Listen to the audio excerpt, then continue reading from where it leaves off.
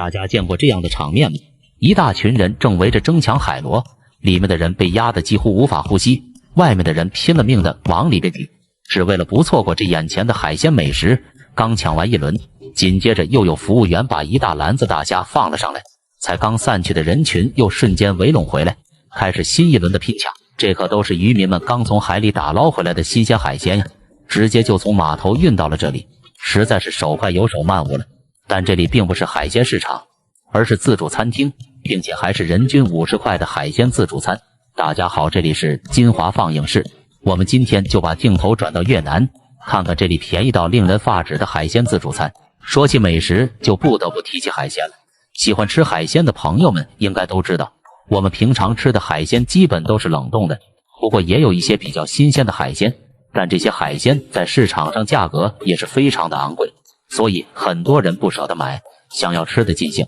人均基本都得200-300起，而且还不一定能无限量的吃。不过今天要说的这家越南自助餐厅，人均只要50块就能吃到直接从海上新鲜捕捞回来的海鲜，儿童票价甚至只需要35块不到，这样的价格可谓是可遇不可求了。屏幕里的小姐姐就准备了18万越南盾，来到了窗口排队入店。店里的装修非常朴素，就像是厂房改建的一样，不过看着络绎不绝的人群，就能看出店里的生意异常的火爆。小姐姐给自己找了一个角落的位置，就赶紧开始拿餐。因为餐厅位置靠近大海，所以这里的食材都是直接从渔民手上就运送到了店里。海鲜品类也是非常的丰富，像什么扇贝、海螺、牡蛎都是随处可见的。不过在这里最火爆的还是虾和螃蟹。店里的服务员才刚把一篮子长臂虾放了上来，立马就吸引了一堆人群。个头肥大的长臂虾没一会功夫就被瓜分完毕，小姐姐也幸运的抢到了几个，把战利品拿回桌子。小姐姐还没来得及吃，马上转头又回到摊位上坐等服务员上菜。因为海鲜供不应求，所以服务员是采取分批上菜的模式，一般隔上20分钟左右就会有下一轮的菜品被端上来。菜还没上，摊位上就已经挤满了人群，手上都端着盘子做好了开抢的准备。在这里就是见证吃货们实力的地方了。这一次小姐姐没能挤到人群里面去，只能站在外面看着一大袋子虾瞬间就被洗劫一空。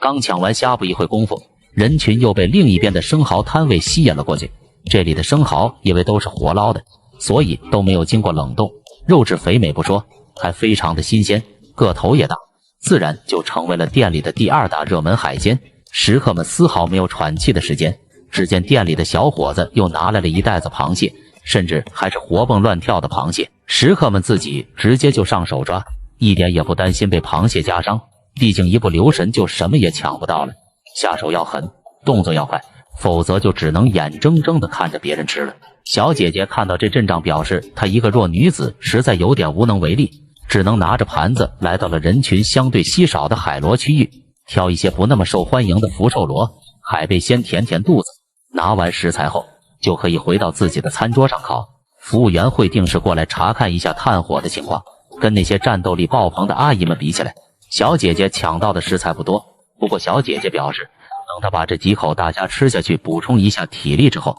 待会再去跟阿姨们战斗，是要再抢几个大螃蟹大虾回来。这里的海鲜虽然便宜，但能不能吃得饱，还得看能不能抢得过这些大妈呀。不知道屏幕前的大家看完有没有想要去抢一抢的冲动呢？欢迎在评论区一块聊聊。好了，本期故事就分享到这儿，我是金华，关注我带你看遍全世界，我们下期见。